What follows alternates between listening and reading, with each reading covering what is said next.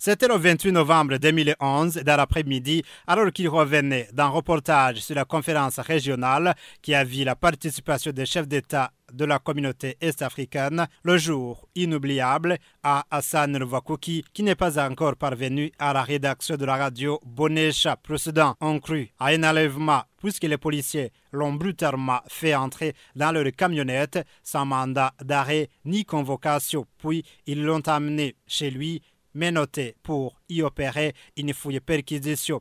Là, aucun effet militaire ou policier n'a été retrouvé. Après, Hassan Rwakouki a été conduit au bureau du service national de renseignement où il a subi un interrogatoire musclé de 3 heures de temps avec l'ancien chef de cabinet du service national de renseignement général agricole, là aussi sans aucun mandat et avec beaucoup d'intimidation. Du coup, Hassan Rwakouki a été embarqué de nouveau dans une camionnette, toujours menottée et mano militari. Il se retrouve dans le camp militaire de Mutukura à Changuzo vers 22h du soir. Vers 2h du matin, dans la même nuit, il s'est retrouvé au parquet de la République à Changuzo où il a subi un interrogatoire dirigé par le procureur général de la République Valentin Bagorikunda, assisté par le procureur de la République à Changuzo, Barbatus Nakarusho. À côté, il y avait une troisième personne qui pointait une arme sur Hassan Rwakouki. Il est alors accusé de participation au groupe rebelle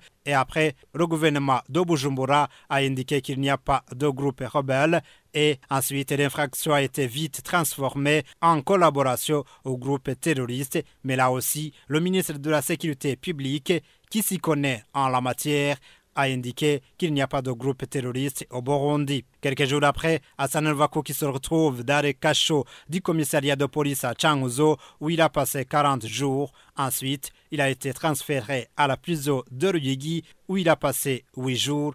Et il a été conduit aussi à la prison de Muramvya où il est jusqu'à maintenant. Le tribunal de grande instance de Changuzo a condamné Hassan Rwakouki à une peine de prison à vie pour collaboration avec les groupes terroristes. Toutes les organisations des médias et de la société civile, tant nationales, régionales qu'internationales, ont dénoncé l'immixtion du pouvoir dans ce dossier ainsi que la violation de la liberté de la presse au Burundi. Hassan Rwakouki et sa défense ont interjeté appel et à la cour d'appel de Gitega, Hassan Rwakouki a plaidé non coupable, disant qu'il n'était ni terroriste ni criminel, mais qu'il reste un journaliste qui n'a fait que son travail en se rendant en Tanzanie pour interviewer Pierre-Claver Kabiligi qui avait déclaré combattre le pouvoir de Pierre Nkurunziza. Ses avocats ont demandé son acquittement en se basant sur la loi sur la presse qui dit que tout journaliste a le droit d'accéder aux sources d'informations n'importe où. Le procureur près la cour d'appel de Gitega